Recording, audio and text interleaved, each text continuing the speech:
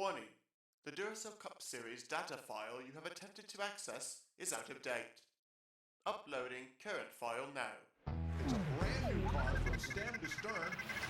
and it's never been raced at these speeds. The next gen car is opportunity. Everything is different with the exception of like the seat, the steering wheel, and your helmet. Unknown creates excitement.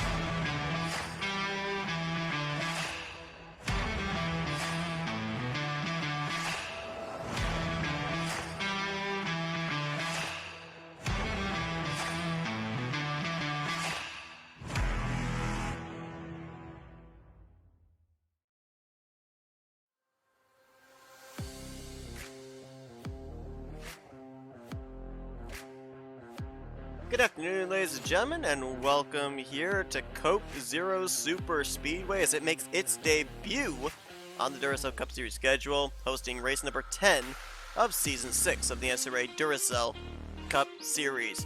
Couple of firsts here, as mentioned. It's the first time that we're racing at this Super Speedway on a Duracell Cup Series schedule, but it's also going to now mark the first time that 3 Super Speedways have appeared on the schedule as a whole.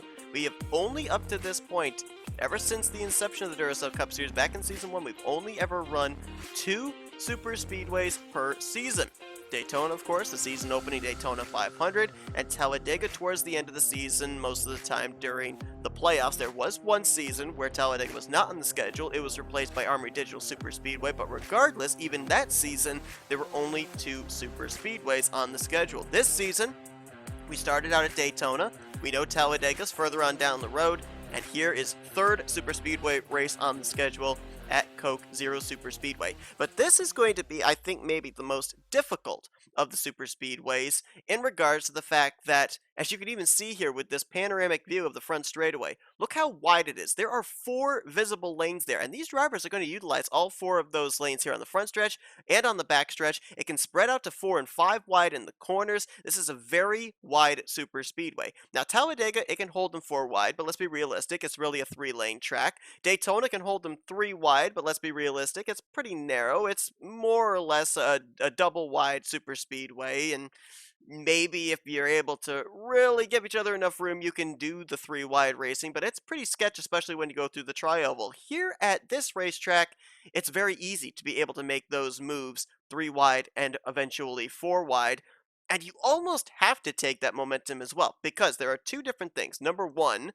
it's much more difficult to be able to defend 3 other lanes than it is 2 other lanes at tracks like Talladega and Daytona. And number 2, you'll see during the course of this race that there is, I don't want to call it progressive banking, but there is very high banking in these corners. These drivers carry such high speeds that when they go into turn 1 into turn 3, they're going to move up about a half groove to a full groove of where they were running on the straightaway. Drivers are going to have to give room as a result, and that's going to open up the field for drivers to be able to make moves to the inside or even to the outside, and that's where we'll see the 4 and 5 wide situations. Now, why does that make things difficult? Well, normally at super speedways, you want to work with a teammate or maybe even a manufacturer alliance. It is very difficult to line up bumpers on a straightaway where you're being taken 4 wide or in a corner where you're sliding up that half groove to full groove to be able to keep your momentum going forward. So I think it's going to be very difficult to get to the lead and stay in the lead. I think we're going to see a lot of lead changes here today. I think it's really going to come down to potentially pit strategy, if not avoiding the big one when and if it happens. And I really think that final lap is going to be the determining factor. And I don't know where you want to be running. I don't know if you want to be running in the lead. I don't know if you want to be running back in third. You may want to be running all the way back in 7th place, because I think it's conceivable that you could be in the latter half of the top 10. And in the course of 3 miles, you could be up in the lead and leading us to the checkered flag. So we'll have to wait and see what exactly happens. But last week, we saw yet another driver get their first career win in the Duracell Cup Series. That was Rick Johnson at Texas, and he lines up on the pole position here tonight. We got an all-rookie former winners front row, and both of them are Ford Mustangs. Johnson in the 93, and William Hoer, our winner from Las Vegas, is going to line up on the outside of the front row. Now, Rick Johnson, with his victory last week, jumped up 10 spots in the point standings to the very critical 25th position in points. Remember, you have to be 25th or higher for your win to count towards a playoff spot further on down this schedule. And right now, he would have a playoff position based on his current point standings. William Hoer, no situation right now for him as far as that cut line. He's third in the point standings. He was the former points leader up until a few weeks ago when he ended up losing the points lead to Ali Liera, who's now lost it to Matt Haas. But William Hoer, very consistent season. These two drivers could be looking for their second win on the season as rookies, and not necessarily all but confirmed, but certainly put themselves in the conversation for potentially the #1 seed in the playoffs. But there's still a long regular season still have to go. We haven't even finished the first half of the regular season. We still got All-Star break coming up in about 3 or 4 weeks. Row 2 is where we're going to find Anthony McCrory. He is the highest starting of the veteran drivers. Had a good run last week at Texas. He's now up to 29th in the point standings after a 5-spot jump, and he's alongside of Samuel Ryder. Ryder dropped 4 spots in the standings last week. Samuel Ryder is actually one of 5 drivers that is still chasing their first top 10 on the season. Ryder, Quentin Moore, Destin Bolin, Dylan Poteet, and Benjamin Miles have still yet to score a top 10 finish here in the first 9 races. Normally, we focus on the top 2 rows. We're going to actually drop back to the 3rd row as well and highlight just a little bit here just because of some interesting storylines. Chris Dollerton right now is the only one of the former 9 winners this season that is below 25th in the point standings. He is a total of 21 points back behind 25th in points, 36th in the standings. Remember, though, the last time we were at a super speedway was the Daytona 500. He won that race, so maybe he'll be able to double down here at another super speedway. Jessica Shelton lines up on the outside of row number 3. Why I find this interesting here as far as the storyline is, well, Shelton, first off, is struggling in points. She's the only S3 Motorsports car right now outside of the top 30. She is, I believe, 35th in the point standings as things stand right now. But I mentioned the fact that Armory Digital Super Speedway ended up replacing Talladega one season. So theoretically, Armory Digital made its debut on the Duracell Cup Series schedule. Guess who won that race? Jessica Shelton. Debuting track here tonight, another super speedway, and Coke Zero Super Speedway. Could Jessica Shelton go 2 for 2 at debuting super speedways here tonight? We'll have to wait and see. Looking for her first win on the season. It's been a bit of a winless streak here for Jessica Shelton. If I'm not mistaken, I might be wrong. I might have to go back and double check myself on this, but I think that Armory Digital Super Speedway race that I'm referring to might have been her last win here in Duracell Cup Series competition. But enough of my jabbering. It's time to go down trackside, get those most famous words in motorsports, and get ready for some super speedway racing here tonight. Drivers, start your engines! Toyota TRD Pace Car will lead the 42 car field off of pit road. You will see that starting grid appear on the right side of your screen. You will not, however, see the graphic for previous winners since we have never been to this track before in previous Duracell seasons. Let's take the opportunity to bring you up to speed on your top 10 in the point standings. Matt Haas is your current points leader. He is 11 points over Ali Liera.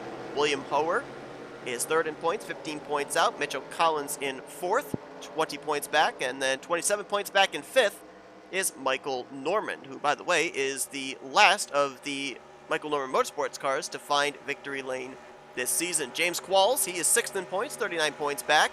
Nick Gunther, our winner from Sonoma, is also 39 points back. He is 7th in overall standings. RJ Bishop is 8th. He's 41 points out. Levi McIntyre is 9th, 42 points back. And Jack Dunnard, our winner from Phoenix, he is 45 points back in 10th. 4 of our former winners are inside the top 10 in the point standings. Daniel Voiles is 15th in points, our North Wilkesboro winner. Our Indy winner, Zachary Fitzwater, is 20th. Joshua Osborne, our Pocono winner, is 23rd. And as mentioned, Rick Johnson is 25th in points coming into tonight after his victory last week. 8 of your 9 previous winners are inside the top 25 in the point standings, which means that half of your playoff grid would be filled by former race winners. Dollerton, the only one outside of the top 25. Well, you can see what I'm talking about with the banking there as they made their way through 3 and 4. And now it's time to bring them to the start-finish line and get tonight's 51-lap race underway. That one lap might be very, very important. Rick Johnson and William Hoer, a couple of rookies. Up through the gears, green flags in the air. Let's race tonight at Coke Zero.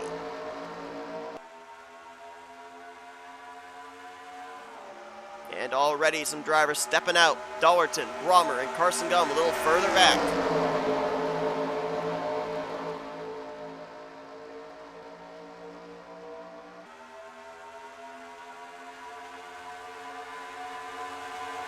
Off turn 2, a lot of movement there mid-pack. Got to keep an eye on that because they will go 4 wide, and if there's a lot of movement when they're just 3 wide, that may be very difficult to keep things together off the second corner as battle for the lead. Ryan Brommer's got his teammates. Look at this. Auto Junction Racing, nose to tail, 87, 78, 77. Brommer, Butcher, Chung off of turn 4. Ooh, car in the wall back there. Oh, we got a wreck. 1 car's around. That's the points leader, Matt Haas. Caution's going to fly for the first time tonight before we even complete the first lap of this race. I believe the car I saw that slapped the wall might have been Jose Mills. And then Matt Haas got turned around. Don't know all of who got collected. But it will be Auto Junction Racing's 3 entries. 1, 2, 3 across the line. Brommer over Butcher over Chung. Let's see if we can find out all of who was involved in this. Daniel Voiles in the 26. Our winner from North Wilkesboro. Looks like maybe both of the Haas Racing Toyotas were involved. There's the rookie Noah Hendrickson. Charles Sampras on the apron. Looks like he might be pulling up to get his spot, perhaps. Jesse Turner in the 47 appears to be doing the same on the high side. I see some left side damage on a few cars there. Dustin Bolin, Samuel Ryder, Dylan Young, Austin LaPlante. Rob Evans appears to maybe have damage. There's the 8 of Matt Haas. He was the car I saw go around before our camera shot faded off. There's actually front end and left side damage on the Maxwell House Ford Mustang out of Young Motorsports. That's Dustin Bolin. Cycle through the rest of the field here. Looks like all these drivers might have skated through, and it's hard to tell if there's any visible right side damage on the 38, but I know that he was the one I saw that went up and pancaked the wall. Pit road's open, and everybody's coming to pit lane. So let's take the opportunity here to look back at a replay of what brought out the caution for the first time today. It appears that Charles Sanford might actually be staying out. Daniel Voiles has returned to the track, and looks like he may stay on the lead lap.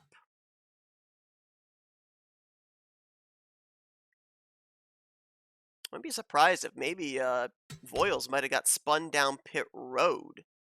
Might have taken service. All right, let's see if we can... Let's pinpoint the 12 of Destin Bolin, because from what I'm seeing right now, it looks like he might have been around in the vicinity, at least closest up to the front, of where this might have occurred. And did we maybe go 5 wide? He's going to crowd down his teammate Dylan Young, who then in turn crowds down Matt Haas. RJ Bishop got involved. Ooh, that was a hard hit for Rob Evans. Back end of the car went up in the air. And there you see on the right side of your screen, yeah, Daniel Voiles and Charles Sanford got spun down pit road. So I think they might have both actually taken service. Reggie Fogelman came to a stop. There's Noah Hendrickson. We're going to have to take a couple of camera views here because with how high the pit wall is here, separating pit road from the racetrack, which is a good thing too, because we could have had cars sliding down pit road. But it was hard to kind of see the impact for some of these drivers. Samuel Ryder was involved. Osborne was in it. Batson might have gotten a piece. Hendrickson gets clipped up the racetrack, and he gets, I think that was the 47 of Jesse Turner.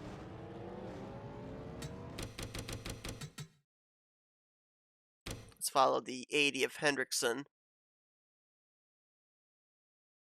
If I can find him here, there he is. Watch, he's just gonna barely get clipped right there. Shot up the track, and ooh, Austin LaPlante in the 48 also got a piece as he got squeezed into the wall with the 47. I talked about the hit that Rob Evans took. Let's see if we can focus on the 65. Because the back end, the rear end housing came up off the ground on that machine. The wreck is already in progress. And right there.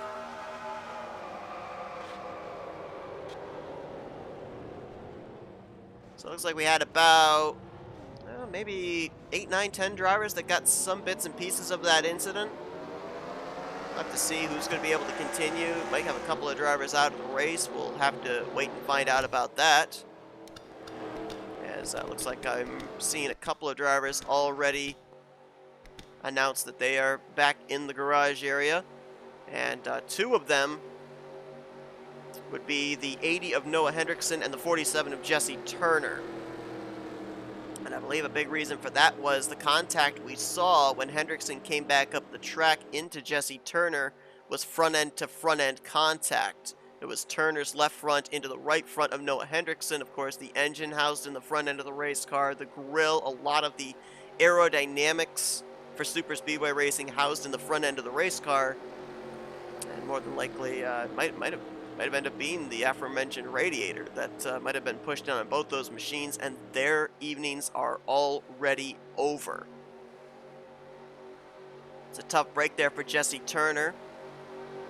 2 top 10s on the season, 24th place average finish, 32nd in points. Noah Hendrickson, 3rd in rookie points, but also 16th in the overall standings, 2 top 5s, 2 top 10 finishes. So tough break there for one of the entries out of Haas Racing. If you're wondering about the rookie points, William Howard still the points leader, but only 4 points in hand over Jack Dunnard. Then there's a tie for 3rd between Noah Hendrickson and Laura Chung. That will obviously be broken here tonight, with Chung continuing and Hendrickson out of the race. They were a total of 9 points out of the points lead, and then 10 points back. In 5th was Reggie Fogelman. Lights out atop the pace car, so we'll get ready to go back green flag racing here on lap 6 of 51. Daniel Boyles and Charles Sanford saw them spin down pit road, but they are still on the lead lap. 40 drivers still running, all on the lead lap. Ryan Brummer will be the one to lead us back to green. Carson Gum will line up in 2nd.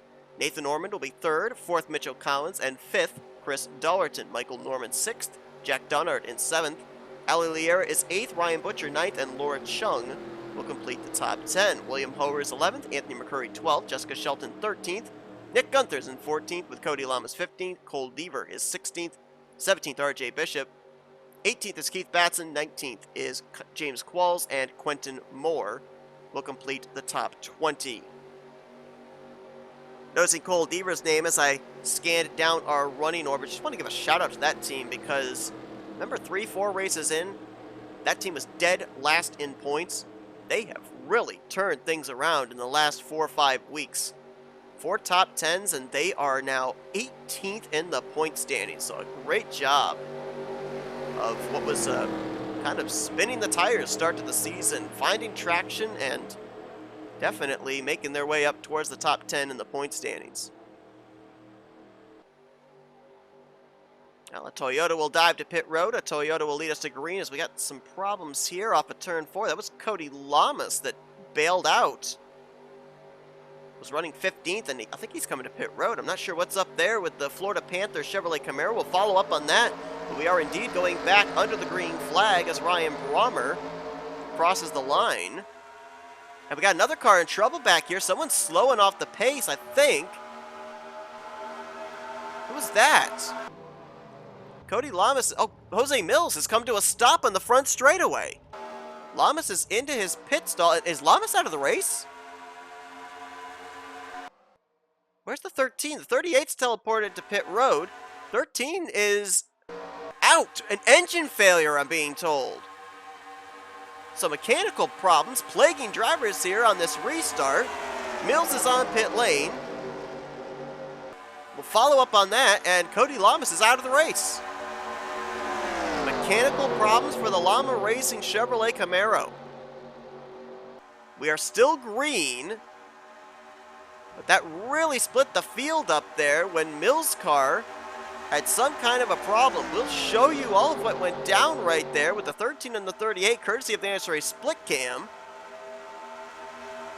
As Carson Gum continues to show the way, it looks like Mills is coming back out onto the racetrack. I'm also being told the 65 of Rob Evans might have been hit with a black flag penalty, and he is now on pit road. Don't know if he ended up passing somebody before the start-finish line or not, but things were so staggered there off of turn 4, that might have been the reason for it. Looks like he's taking service. And it'll be teammates. Well, 1, 2, and 3 here. The Chevrolet of McCurry, the Chevrolet of Gum, and then the Mazda of Nick Gunther, our winner from a couple of weeks ago at Sonoma. Want to remind everybody that next week we go to Dodge Motordrome for the first of 5 showcase race events. Those who don't remember what the showcase race events are, you'll be seeing new faces in these cars for the first half of that race at Dodge Motordrome. We'll determine the starting lineup for the second half of that race, where these drivers will then step in and will try to finish out the race with a checkered flag. It's an opportunity for drivers that are new to the Duracell Cup Series to showcase their skills, might put them in line for future rides. As a matter of fact, the winner that accumulates the most points in the 5 showcase races does get a guaranteed Duracell Cup Series ride in Season 7. So be sure to tune in for that next week at Dodge Motordrome. Of course, the 5 showcase races, as we know, are going to be Dodge Motordrome here for during the first half of the regular season. Then the other 4 will be in the second half of the regular season at Dover, the Charlotte Roval, Homestead, and Bristol Dirt. 3 wide? No. Jack Dunnard cannot get to the inside of Benjamin Snyder. And Snyder will lead them into turn 1. It'll be rookies 1, 2, 3. Hoer, who won at Las Vegas, Dunnard, who won at Phoenix, and Snyder, who almost won at Sonoma. Ended up having to serve a penalty on the final lap and end up finishing 5th as a result. Snyder, though, had a good run last week at Texas, up 6 spots in the standings to 19th. Trying to get Lake Effect Autosport their first win on the season. Looks like that second pack has been able to catch the first pack. Remember I mentioned things got staggered there at the start? Looks like pack number 2 was able to reel in pack number 1. So we've got about roughly, I think it's 28 cars up in this lead group. Got some stragglers further back still, and I believe I heard an idling engine, so we may end up having lap traffic come into play here in just a few moments, and that won't matter. Mitchell Collins just got hooked up into the wall. I think he got James Qualls and a number of others. Caution's going to fly for the second time here tonight. 10 laps into this race as they're going to catch the 65 of Rob Evans, and Benjamin Snyder not sure where to go. Backed out of the throttle. That's going to cost him dearly. Howard's going to go to the point. Now Levi McIntyre going to see if he can lead them back to yellow as he follows into second. Quentin Moore will slot into third. Big hits back there for our second caution of the day, and I think this involved a lot more drivers than the first wreck did, as William Howard is going to pick up the caution. McIntyre, Moore, Snyder, and Chung, the top 5. Rob Evans, I believe, that caution coming out just 1 lap too late, as he's now trapped a lap down. Yeah, he was on the lead lap just prior to that. That caution could have saved him. Remember, he had to come down pit road, serve a penalty for passing under the restart. And who all was involved in this one? Oh man, Joshua Osborne, our Pocono winner, all torn up. There's the car I saw shoot up the racetrack. Mitchell Collins, Ryan Butcher in the 78. And we got a couple more cars that are stalled out here, unable to refire off of turn 2. That's Samuel Ryder and Austin LaPlante. Dylan Young in the 2. Not sure if he was involved or not. Same for the 39 of Keith Batson, the 12 of Destin Bolin. They're sporting some damage. Oh, Anthony McCurry was in it. Please tell me there wasn't a stack up under pacing.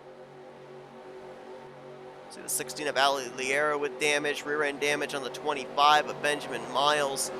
This was making me wonder if maybe there was a stack up. If these drivers are involved in the incident, that's one thing. But if we had another stack up under pacing, a la what happened in the 500, and then ended up happening at, where was it? Was it Pocono, I think? Then that's not going to be good. Pit stop's taking place. Let's take a look at what happened. Got to focus on the 33 of Mitchell Collins. I believe he gets hooked in the right rear because he went straight up the racetrack.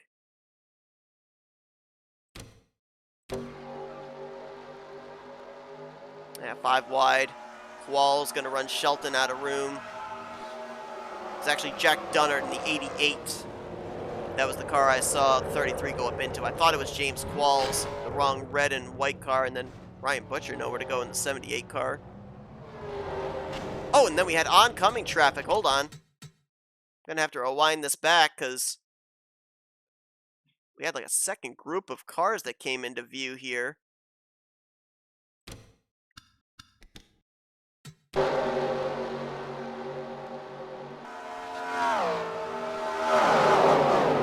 like that's gonna actually go past here. Oh, we might see it here. Watch the 33. Gets tagged right there by the 78, and then 78's sitting up in the middle of the racetrack. 33's turning around, and here comes that second group, and oh man, was that Osborne? It was Osborne, the 27, and then the 78 of Ryan Butcher goes up and over. See if we get another angle here. Butcher was, I believe, running by himself. No, he was in the tail end of the field.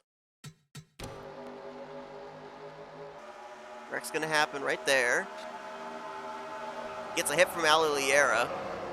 Spins it around. Refires it. Gets into the 33, and then here comes that second group. And it's Osborne, I believe, in the 27. Oh, and Matt Haas in the 8.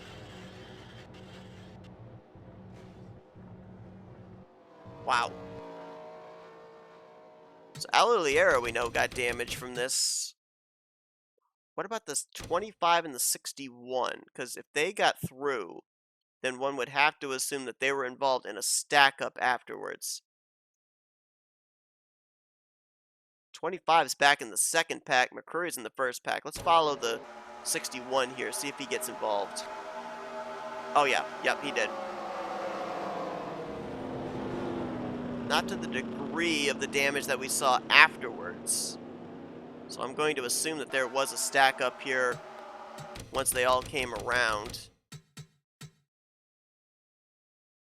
And I think it might have... Oh, actually, no, we had a wreck. Hold on, what happened here? Is it Batson's going to get hit? Oh, it was a stack up that led to a wreck, and it starts with, I believe, the 28 of Caleb Vogler. It gets hit from behind by Jack Dunnard. Dunnard then gets hit by Batson, and then Batson goes around, and here we go. Samuel Ryder, Austin LaPlante, Dylan Young, Destin Boland, Anthony McCrory, Benjamin Miles, and Charles Sanford all getting damaged because of this. And the garage area is filling up, folks.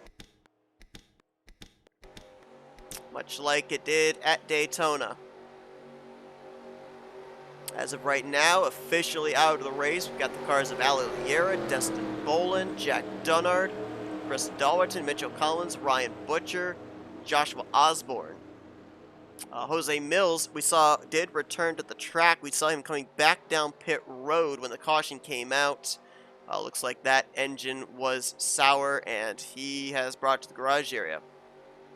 So 2 drivers out, along with Cody Lamas, for mechanical problems here in the early going. I believe that only 3 drivers at this point in time are out of the race due to the stack-up we saw there off of turn 2. That would be Liera, Boland, and Dunnard. Everybody else, Dalwerton, Collins, Butcher, and Osborne, they are out due to the damage sustained from the actual wreck itself. So they join Mills and Lamas back in the garage area, as well as Jesse Turner and Noah Hendrickson. Those 2 retired out of the race during our first caution of the evening. You see them doubled up. Lights on the pace car, so we're going back green next time by rookies 1, 2, 3. William Hoare, Laura Chung, and Benjamin Snyder. Then it's Levi McIntyre in the 99. Then another rookie in Reggie Fogelman completing the top 5. Cole Deaver is 6th. Quentin Moore 7th. Kyle Matthews in 8th. 9th place will be Zachary Fitzwater, and Nick Gunther will complete the top 10. Looks like we may have a couple more drivers that'll be a lap down, but I believe a few of them ended up having to call for a tow. They have not returned to the track. They include Samuel Ryder, Austin LaPlante and Daniel Voiles. Matter of fact, I think Ryder actually just crossed the start-finish line, so he should be catching up here in a moment, I think, with Rob Evans, and he'll line up on that inside line. Evans, Ryder, and Voiles right now being scored 1 lap down. LaPlante is currently being scored 2 laps down. There's the 48. They will bypass Ali Liera and Destin Boland on the ticker in the next lap or two. And that should leave us with 31 drivers still running and 27 on the lead lap as William Hoer gets us back under the green. Now, 10 laps, 2 cautions. Let's see if we can get a green flag run here in. Not yet halfway into tonight's race. Got about 10.5 laps before that occurs. Is William Hoer going to easily take the race lead? He's got the lap car of Austin LaPlante between himself and Levi McIntyre, and that 48 appears to be up to speed despite the rear end damage.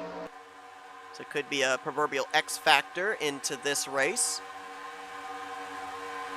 A lot of drivers blocking back there, mid-pack. 4 wide there with R.J. Bishop and Ryan Brommer. Boy, this looks sketchy.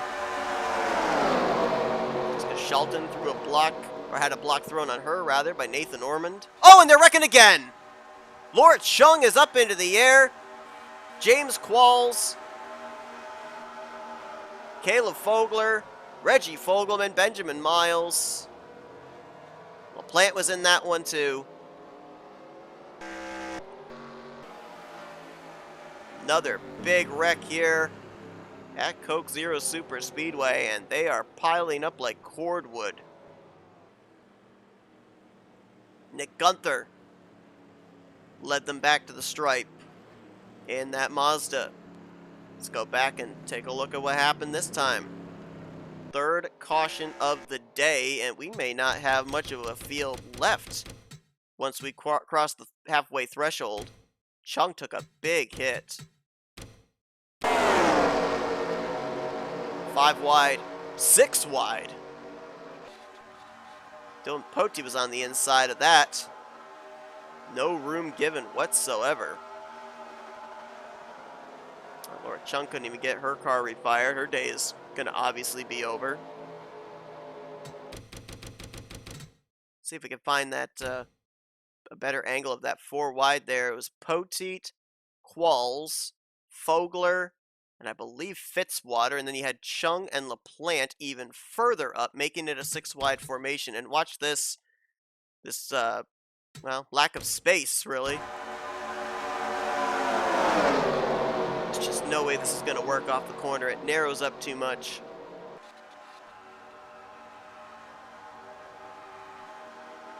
Caleb Fogler, one half of the defending champions. This has not been a good year for him so far, 30th in points. Walls, 6th in the standings. Yet another caution, pit road open. Looks like everybody's coming down pit lane. Well, not everybody. Had about 6 cars stay out. 3 of which I believe are on the lead lap. Gunther, Matt Haas, and rookie Reese Banks in the 44. You had the lap cars of Samuel Ryder, Rob Evans, and Daniel Voiles stay out. I think they would be allowed to pit the next time by.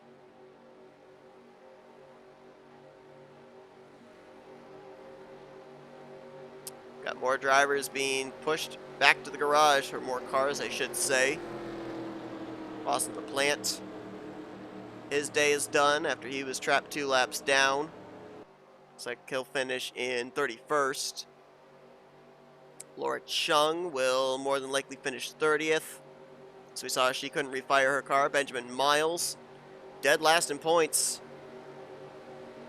Another DNF for him here tonight. Looks like he'll get 29th, and then Zachary Fitzwater, our winner from Indianapolis, will be credited for 28th.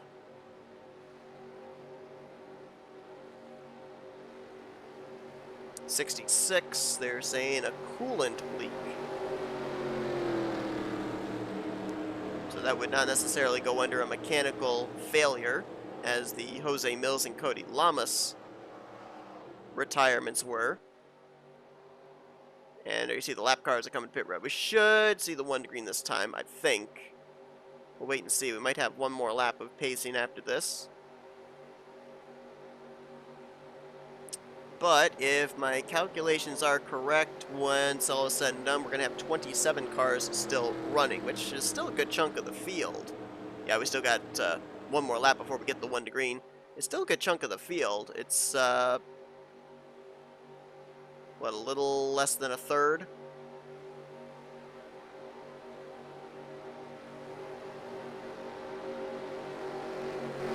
Or a little less than 2/3, I should say, of the field. But there's a lot of drivers back there that I know are going to be slowing off the pace after damage that they've sustained from this. There's a couple of drivers back there that don't even have a hood. Anthony McCurry in the 61, I know, is one. He's restarting up in the 15th position, so this might be another somewhat staggered start of drivers trying to dodge and weave to make their way around the slower cars to stay up with the lead pack.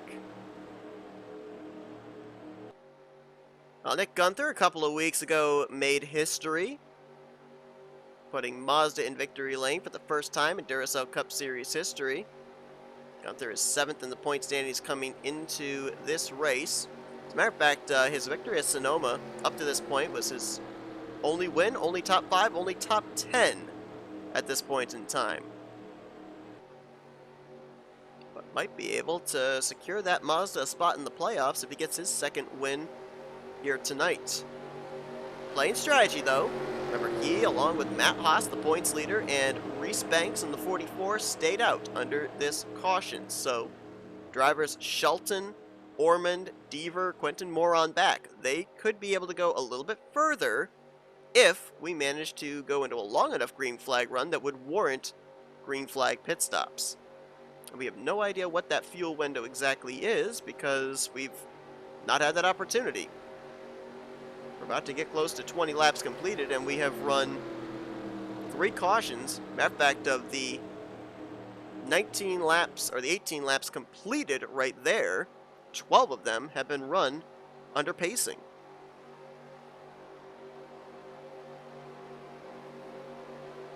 Don't know how much it means, but fastest lap of the race has been set by Reggie Fogelman in the 24. 51.166, which translates to 211 miles per hour. Thought I was kidding when I said these drivers carry high speeds into the corner here at Coke Zero Super Speedway. I wasn't. Reggie Fogelman right now in that 24 car is 17th for this upcoming restart. Let's give you a rundown of the 24 cars that are still on the lead lap. Gunther is going to be the leader. Matt Haas 2nd, Reese Banks 3rd, Jessica Shelton 4th, Nathan Ormond in 5th. 6th will be Cole Deaver, Quentin Moore 7th, Levi McIntyre in 8th, Michael Norman 9th, and Benjamin Snyder completes top 10. Kyle Matthews in 11th, Ryan Brommer 12th, Keith Batson's 13th, 14th Carson Gum, 15th Anthony McCurry. 16th is going to be Charles Sanford, 17th Reggie Fogelman, Dylan Young 18th, RJ Bishop's 19th, and Dylan Poteet will complete the top 20. William Howers in 21st, Rick Johnson 22nd, James Qualls is 23rd, and Caleb Fogler is in 24th place. Rob Evans 25th, Samuel Ryder 26th, they're 1 lap down. Daniel Voiles is right now being scored 30th, but he will soon be 27th. He is 3 laps down. Are we having another issue? Carson Gum in the 19's coming to pit road. Similar to what happened to Cody Lamas, is there an engine problem on the 19? If that's the case, that could be bad news for Fortnite Squad Racing. I'll get to that in a moment as we'll update on that 19 of Carson Gum and follow up on if indeed it is a mechanical problem. It's Nick Gunther, Matt Haas, they're going to clear from top to bottom, and they'll leave them 3 wide and 4 wide behind with the lap cars. Looks like Nathan Ormond might take 3rd place. Reese Banks and Jessica Shelton got trapped up there on the high line, courtesy of Samuel Ryder and Rob Evans. No word on a DNF for the 19 of Carson Gum. As he sits on pit road, looks like they might be working on the right side of that car. Got the jack underneath the right side. Didn't see them changing tires. Try and figure out what's going on with him, but I believe he's going to lose a lap as a result of this.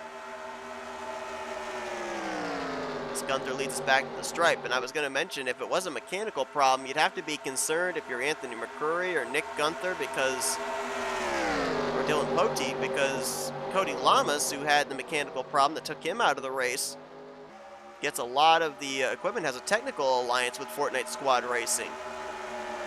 So that would be 2 drivers out of the technically same stable in a way that would have been having some issues, but it's like the 19s returned back to the track. He is going to be 1 lap down in the 26th position, though, and running by himself, he will most certainly get reeled in by this pack at some point. Right side of the car lifted up like that, I almost wonder if maybe it was an electrical issue. They might have changed out a battery. The battery housing is back behind the right rear tire. So that might have been what was going on there with the 19. Carson Gum had a great run last week at his home track at Texas Motor Speedway. Jumped up 5 spots in the standings to 31st in points, but it's not exactly been the great start to the season for the former champ. So we'll see if maybe, well, he's a lap down. So I don't know if he'll necessarily be able to get back into this thing or not. Nathan Orman putting the pressure on Nick Gunther as back here, Jessica Shelton making some moves, along with rookie Quentin Moore. Taking it 3 wide with Kyle Matthews and Benjamin Snyder. Moore's going to pass all 3 of them. So with the 89 up potentially into the, I believe that'd be the 7th position. Levi McIntyre in the 99. Took a peek on Matt Haas. Not able to do anything with it. Now Quentin Moore with a big run. And Jessica Shelton's going to pick him up. No, she's not. Instead, well, Moore was going to move to the middle line. Now drops down to the bottom here with Shelton. No teammates up here towards the front at all. You got a couple of Fords that can work together. You got a couple of Chevys that could work together. And then you've got the Toyota of Matt Haas and the Mazda of Nick Gunther. Levi McIntyre with a nice run, a nice push from Quentin Moore. Might be going for the lead here. Yes, indeed he will. Should be clear off of turn 4. That'd be Levi's first lap lead of the day. 9th in the point standings, been a mainstay in the top 10 in points is Levi McIntyre. Still looking for his first win on the year, though.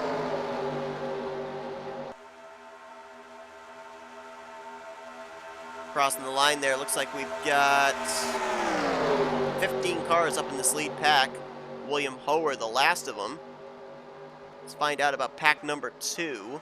Well, actually, Cole Deaver and William Hoer might be in danger of losing this lead group.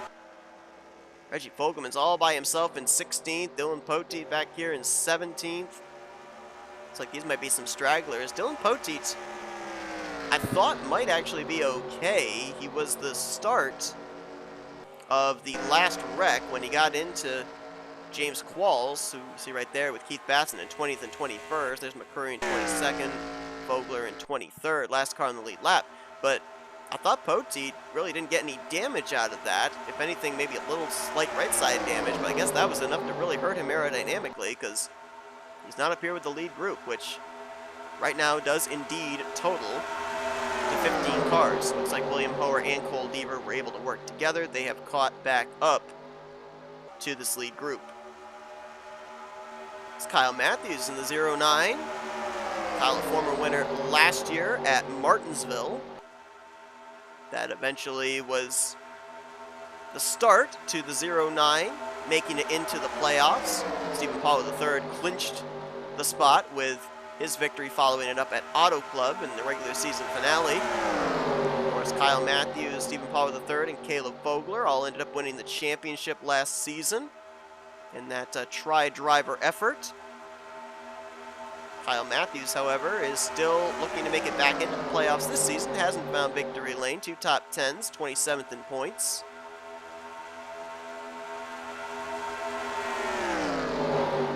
He's got his teammate Jessica Shelton in this group as well. trying to look and see what teammates could work together in this lead pack, even though I mentioned at the top of the program it'd be very difficult for teammates to work together since with all the moving around that goes on, the runs you get on the straightaways, the sliding up there in the corners, very difficult to line up the bumpers. But you got 3 of the S3 Motorsports cars up here, the 02 of Shelton, the 09 of Matthews, and just trailing this lead pack is the 08 of Cole Deaver. We've also got Make That Lake Effect Autosport up here with the 78-4 of Benjamin Snyder and the 44 of Reese Banks, those rookies.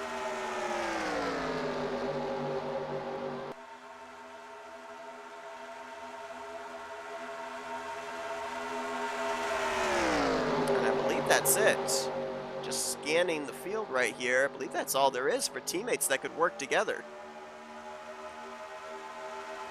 Now, there is one other duo. Rick Johnson, the 93, Michael Norman, the 22. The Michael Norman Motorsports Fords. They could also form up a little bit of a 2-car tandem there as Nick Gunther and R.J. Bishop, 1-2. Snyder going to challenge for second. R.J. Bishop was, in Dylan Poteet's words during the Daytona 500 broadcast, he was a missile. If there was a lane, he would take it. If there was a run, he would take it. He was very aggressive, had a strong showing there in the Daytona 500. And up here inside of the, well, now top 5 as he drifted back to the 5th spot, but he's definitely looking like he has brought the same Daytona car here today to Coke Zero Super Speedway. As Benjamin Snyder going to bypass Nick Gunther. There's some irony there because remember, Snyder passed Nick Gunther at Sonoma a couple of weeks ago en route to what we thought was going to be his first career win, and then had to give it up due to a penalty back to Nick Gunther on the final lap of the race.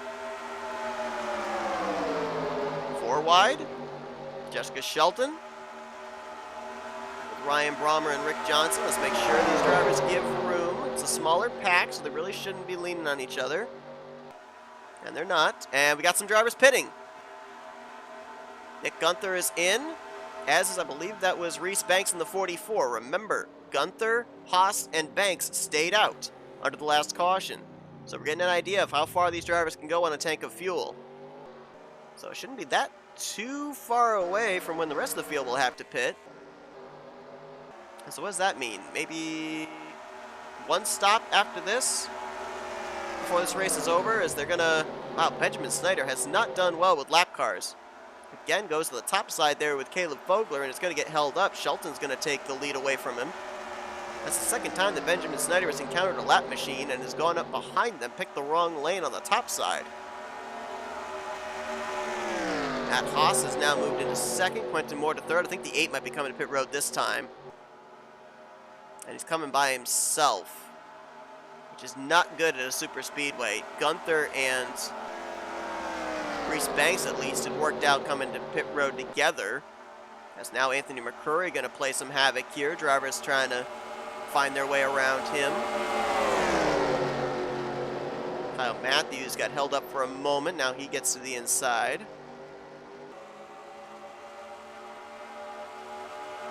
Last thing you want to do is have a lap machine hold you up enough that you get taken out of the running of being in this lead pack.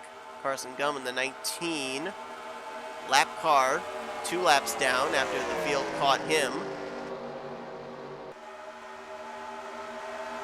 Saw that 22 of Michael Norman up here in this lead pack. After Rick Johnson's victory last week at Texas, Michael Norman is the last driver out of M&M to go to victory lane here this season. I think I just saw Cole Deaver come to pit road. Yeah, he did, along with William Hoer, R.J. Bishop, and Caleb Vogler, the lap machine.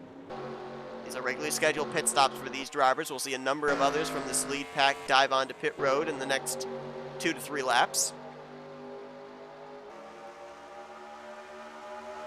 But yeah, Dollarton winning at Daytona, Mitchell Collins at Manassas, Rick Johnson last week at Texas. So to complete the quadfecta, if you will, Michael Norman in that 22.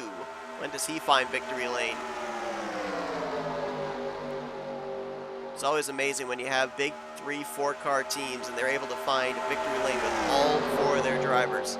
And already 75% of the Michael Norman Motorsports stable has been able to do that as Michael is coming to pit road. And nobody else came with him. Kyle Matthews, he'll lead his first lap of the day. So far, most laps have been led by Nick Gunther, 11 in total. 5 laps led by Ryan Brommer. 5 also been led by William Hoer. 3 have been led by Levi McIntyre. 2 laps led apiece by Anthony McCrory and Benjamin Snyder. And then 1 lap has been led by Kyle Matthews, Jessica Shelton, and Carson Gum. Caleb Fogler in the 28. Going to get bypassed. Reese Banks in danger of going a lap down here. Looks like he lost touch with Nick Gunther after the cycle of pit stops as Quentin Moore, Jessica Shelton, Benjamin Snyder, Nathan Ormond, Rick Johnson, and Levi McIntyre are on pit road this time. There you see some other drivers that were on the tail end of the lead lap. James Qualls, Keith Batson on pit road. They were not that far away from being put a lap down. Poteet and Fogelman are in this time, along with the lap car of Daniel Voiles. We'll see if Charles Sanford is in. Yes, he is. Dylan Young as well. There's the 22 of Michael Norman. Was 9th. Completed his pit stop. Here comes Nick Gunther, who was the leader when most of these pit stops began. So this could be the battle for the lead. We'll have to wait and see. Gunther going to make a move there from top to bottom on Michael Norman. Gunther now up to 12th on the board. We're waiting to see about those other drivers that just pit, where they're going to cycle out. There's Rick Johnson just now leaving. Ormond, Shelton. Here comes Gunther. Top of your screen. Big head of steam up to speed at almost 200 miles per hour. Gonna blow the doors off of Shelton and Ormond. And then there's the other two that should be cycling out as the battle for the lead. Well, not necessarily. Quentin Moore might actually be the leader, with Snyder and McIntyre in 2nd and 3rd, and then 4th place on back here. And this is a pretty big group that I think could reel in the top 3. See if Moore has scored P1 when he crossed the line. No, he is scored in 3rd. So who is 1st, who is 2nd? Brommer was 2nd. Matthews was the leader. Let's see where Kyle's going to cycle around here. We're watching for the 89. There he is. He's got Levi McIntyre there, along with William Hoer. Actually, make that Benjamin Snyder. Kyle going to try and block a lane, try and slow the momentum so he can merge with this group. Benjamin Snyder actually picked the right lane that time on the high line. Going to take the race lead, it looks like. And now it's basically a guessing game of if the packs can all combine again into one big pack of the up-to-speed drivers. At least one more trip to pit road as well for these guys, I do believe. So the cycle completes at lap 34. That was with 25 laps to go. No. 28 laps to go. So these drivers would be looking to, if they're going to make the final pit stop. No, actually, no, that's incorrect again, too. Where are we at? 18 laps to go, right? Yeah, 18 laps to go. So these drivers would be looking to make their final pit stop somewhere around lap 43 to 44. If they did that, they should be able to make it the rest of the way. If they pit prior to lap 43, then it might come down to fumes as to who might win this race. We saw Joshua Osborne pick up his first career win at Pocono. First win on the season for Joanna Atwood Motorsports. Quentin Moore, the rookie. That Bucky Chevrolet Camaro might be looking to be the second driver out of that stable. Quentin, one of 5 drivers that is yet to score a top 10 this season, along with Samuel Ryder, Destin Bolin, Dylan Poteet, and Benjamin Miles. He's the only driver right now that has a logical chance of those 5 to be able to score a top 10, as Samuel Ryder is a lap down in 26. Dylan Poteet's off the pace. Benjamin Miles and Destin Bolin are both out of the race.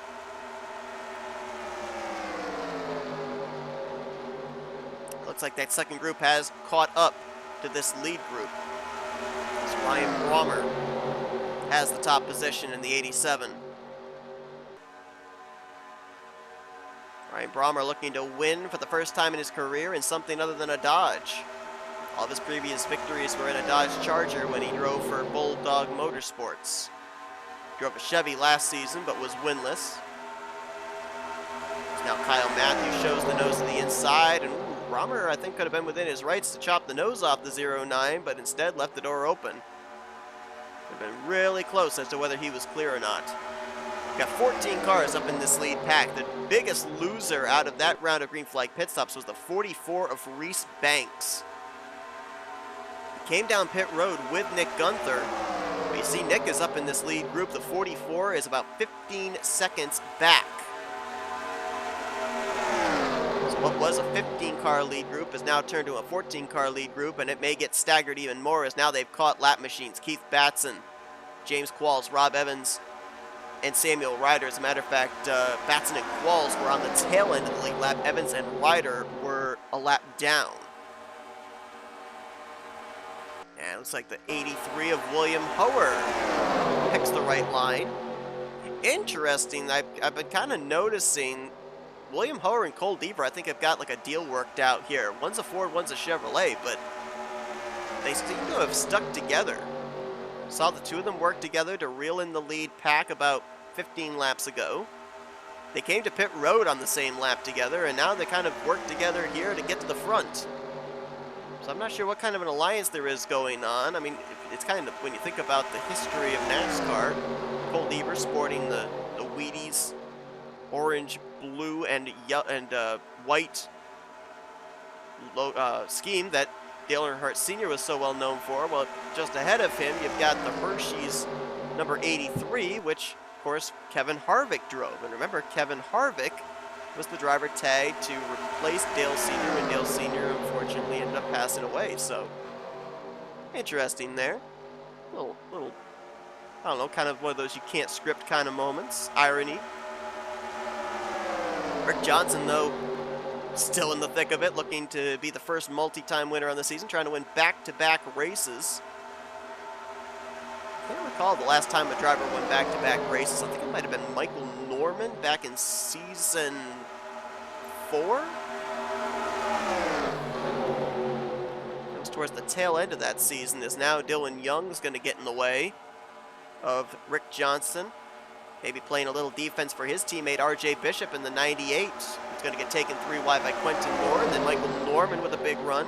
William Hoer is the leader in that 83, but he is too far out. They are going to reel him in very quickly. They're going to have a lot of momentum when they do. However, they're 4 wide. Ooh, you saw Quentin Moore in the 89. Actually, a little high on entry. He's still in the wall, trying to get off the wall. And that is going to hurt Quentin Moore's chances of maybe winning this race. That wall did not want to let him go. He rode it all the way through 1 and 2, and yeah, he's lost momentum. These drivers up here at 200 plus miles per hour. When Quentin Moore came off the wall, he was 160. That's going to take forever to get that momentum back. So he's got to hope that something happens up here for him to be able to get back into the running. Maybe a caution or something. Matthews leads the way. Next car they catch is actually going to be his teammate, Charles Samper in the 03, who is in the 18th position, last car on the lead lap right now. Then you've also got the lap car of Caleb Fogler in the 28. Nick Gunther saw the lap car, tried to step out on Matthews, and now sideswipes Caleb Fogler. Those two were teammates last year, remember, that worked together to win the championship, and they just very nearly brought out the 4th caution of the day.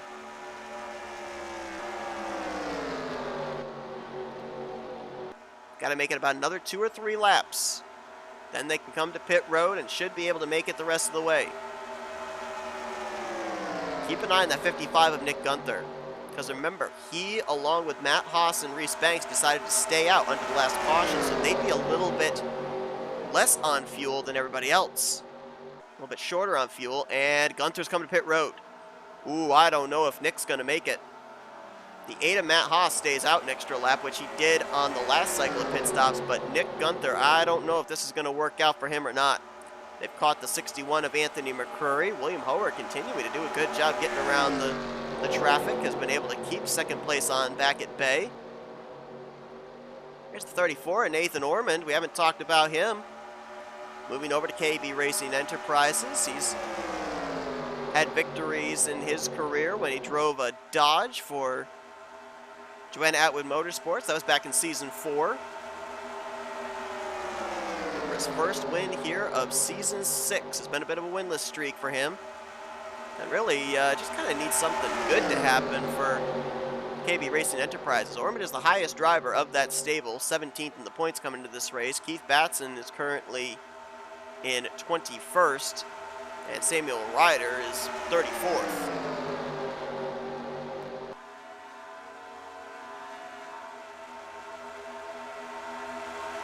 Looks like now we may have 11 cars in this lead pack.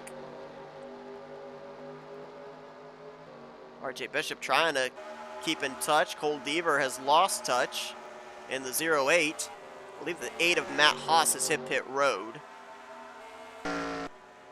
Double check on that. Reese Banks is in as well in the 44. Remember, these two were off sequence with everybody else. Boy, Gunther, talk about him being potentially short on fuel at the end of this race. It's not going to help that he's out there all by his lonesome after his pit stop either. Going to be using up a lot of fuel in that regard. Ooh, Daniel Voil's going to move up and block Nathan Ormond. That's going to allow Rick Johnson and Levi McIntyre to get big runs there on the inside line. It'll now be the 99 and the 93 into turn 1 and give it to the 99 of Levi McIntyre. Yeah, we have now crossed the threshold for these drivers that if they came to pit road from this point out, they would be able to make it to the checkers, as we nearly just had a wreck right there. For 5th place, I believe that was. Jessica Shelton and Rick Johnson nearly got into each other. Shelton had to back out of the throttle, and now Ryan Brummer looks to take advantage on the inside 3 wide. Don't know if he's going to get to that left rear quarter panel or not. No, he's not. He didn't have anybody behind him, so no forward momentum down the straightaway to even attempt that pass. And here comes RJ Bishop and William Hoer. Final pit stops of the day for these drivers. You saw the 83 a little bit more aggressive on pit road entry than the 98. See how that pans out.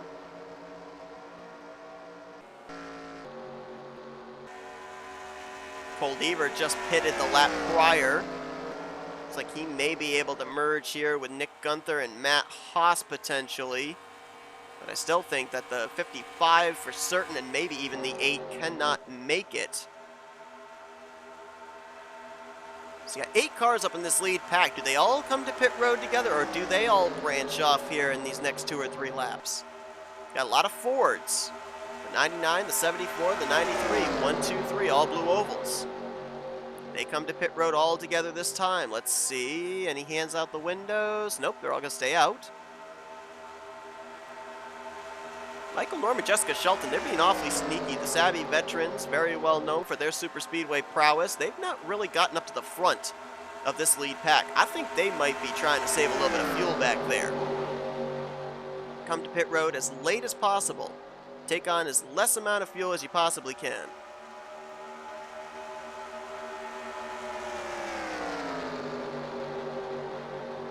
Just joining us, we worked 3 cautions in the first 15 laps of this race. Took out a good chunk of our field. 15 drivers back in the garage here. We've got 27 drivers running right now, 16 on the lead lap. We're nearing our final round of green flag pit stops here, closing in on 5 laps to go at Coke Zero Super Speedway. I want to remind everybody, next week we go short track racing at Dodge Motordrome. It is the first of our 5 showcase races on the season, where you'll see new faces behind the wheels of these cars for the first half of the race. And then the familiar drivers will get back behind the wheel afterwards, based off the finishing results of the new drivers for the completion of the race. We'll be doing that at 5 different tracks here this season. Dodge Motordrome, and then during the second half of the regular season at Dover, Charlotte Roval, Homestead, and Bristol Dirt. Be sure to tune in for that one next week. Another track making its debut on the schedule. North Wilkesboro made its debut earlier this season. Great short track racing there. The racing's been good here after we got the early caution gremlins out, but Michael Norman coming to pit road. But unfortunately, that's kind of the factors of super speedway racing. Everybody's going to fight for every position, take risks, and going to have those big wrecks with innocent victims. Next week, Dodge Motordome makes its debut on the schedule as well. I actually do have to correct myself also. I mentioned at the beginning of the broadcast that it was the first time that we had more than 2 super speedways on the schedule. While that is correct, we actually have 4 super speedways this season. We'll be at M&M Super Speedway not too long after the All-Star race break. We have the Coke 600 at Charlotte, and then we go to M&M Super Speedway. So there's actually 4 super speedways on the schedule this year. And M&M Super Speedway is an awful lot like this racetrack in some ways. So here come a bunch of cars onto pit road. All Fords with the exception of Shelton's Chevrolet. Nathan Ormond was very aggressive on pit road, as was Shelton. Rick Johnson, Benjamin Snyder down along with then race leader Levi McIntyre. That turns the lead over to Kyle Matthews, who I believe along with Ryan Brommer will be the last 2 to come to pit lane. And I don't think either of these drivers can make it. Next time by, it would be 2 to go, but I don't see how you could make it 6 miles on fuel when you had a majority of that lead pack come down pit road just moments ago. Gonna get in the draft of Nick Gunther. You see them take the inside line here through 3 and 4, so I think they're going to have the 09 and the 87 on pit road this time by. So who cycles out to the lead? What position do you want to be in on the final lap? We'll have to wait and see as Matthews and Brommer very aggressively to the commitment line. And we will follow these 2 and see where they cycle out, since Matthews will cross the line here, completing lap 49 as the race leader. Is it gas and go? Do you go for tires? No tires. No Goodyears. Just get that thing enough fuel to get to the end. Probably a half can, I would think. Don't think you'd need much more. Ryan Brommer going to leave pit road as well. He's going to lose a little bit of ground to Kyle Matthews, which is a good thing for Kyle. He doesn't have to defend that position, but the bad news is he doesn't have a drafting partner when he comes off pit road. It's going to be a little bit more difficult to get up to speed. We've got battles for positions going on the racetrack right now. Dylan Pote, Reese Banks, they're battling for 15th place. Got a good battle between Nick Gunther and Matt Haas for 12th. RJ Bishop, William Hoer, they're battling for right now it would be 9th, so there's still battles going on, but not yet necessarily for the race lead. As Matthews, who's he got to worry about? There's Brommer, there's McIntyre, there's Ormond, there's Shelton. Ooh, did they run out of time? Kyle Matthews might have had a great pit stop there in the closing stage of this race. This time by, he will see the white flag. I don't think anybody's going to be able to catch him. Brommer's got no drafting help. That second group, I think, is too far back. Kyle Matthews may have just played the perfect strategy. White flag in the air this time by for the We the Coasters Kings Island Chevrolet. The gap back to Ryan Brommer. There you see it, and there is that group with McIntyre, Ormond and company, but I don't think they've got enough time. Waiting for scoring to tell just how far back that second group was to Kyle Matthews. It has not updated yet. But now Matthews has picked up Reggie Fogelman as a drafting partner. It was a little more than 4 seconds from Matthews back to that group. There they are. 196 for Ryan Brommer. Kyle Matthews 194. I don't think that's enough difference. They're not going to catch him in time. If they'd had one more lap, then maybe. But Kyle Matthews, with a terrific pit stop, great strategy. S3 Motorsports can get their first win of the season. One half of the defending champions is back. Kyle Matthews is going to win here tonight at Coke Zero Super Speedway. And there you saw the photo finish for second. I think it was Michael Norman got it. I think Nathan Ormond might have been third.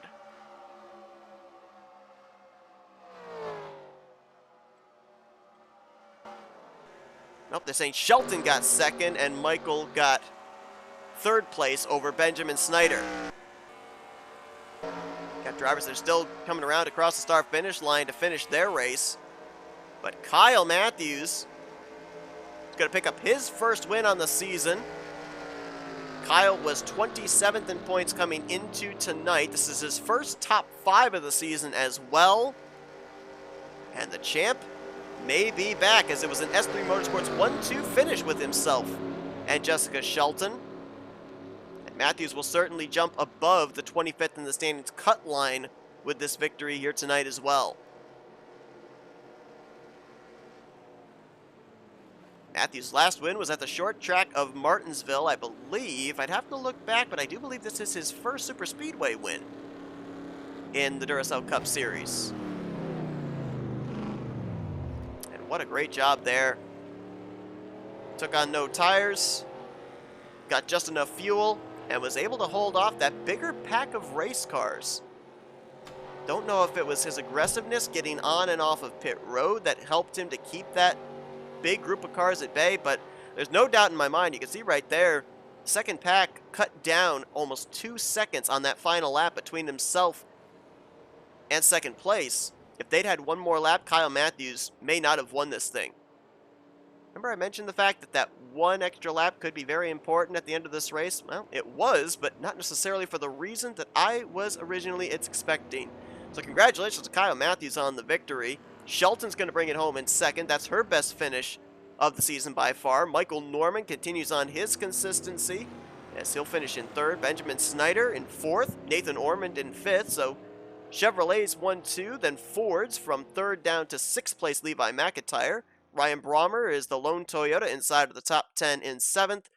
RJ Bishop in eighth. William Hoer is ninth. And Rick Johnson, our pole sitter, will finish in 10th.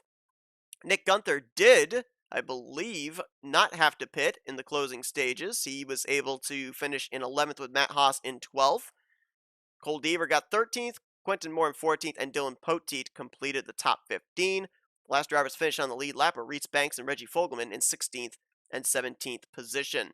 Charles Sanford was one lap down, along with Dylan Young and James Qualls. They completed the top 20, and then Batson, Gum, Ryder, Evans, Fogler, McCurry, and Voiles were the last drivers to finish under their own power. Here you see the other drivers that finished out of the race after we had 3 cautions here tonight. Ran 12 laps under pacing of the 51 laps this evening. Drivers are going to take some pretty big hits in the point standings for sure. You have to consider Mitchell Collins, who was 4th in the points coming to this race. Ali Liera, who was 2nd in points. They're going to be falling outside of the top 5, if maybe not the top 10 in points. The points are still really close up there at the top. And then Chris Dollerton continues to struggle. Our Daytona 500 winner, still, I do not think, 35th tonight. No way. He is going to be above that 25th in the standings cut line heading into next week. I'm a little concerned about Joshua Osborne as well. 38th for him here tonight after the hard hit he took on the back straightaway off of turn 2. He was only 3 points ahead of 25th in the standings, 23rd in overall points. He may be outside looking in as well, might our Pocono winner. We're only into the latter portions of the first half of the regular season and already considering drivers that could be in trouble of not making it into the playoffs despite having picked up a checkered flag. But there's still a long season left to go. Plenty of races to be able to make up those points. Haven't even gotten to All-Star race break, where Kyle Matthews has now locked himself into the All-Star race with his victory here tonight if he wasn't already qualified. So congratulations to him on that. Hope you guys enjoyed tonight's race here from Coke Zero Super Speedway. If you did, be sure to give us a like, subscribe, part of the crew today. We showed you your full 50 results. We're about to show you your point standings heading into next week, as we will be at Dodge Motordrome for, again, the first of our 5 showcased races. You'll be seeing some new faces in these cars, and then for the first half of the race, and then the regular drivers will be taking over based off the finishing results of those new drivers for the second half and trying to pick up another checkered flag here in Season 6. But until then, I've been Seth Cole. Thanks for tuning in here tonight, as Kyle Matthews is your winner at Coke Zero Super Speedway. You've been watching another broadcast courtesy of NNSCRA TV, offline racing at its best.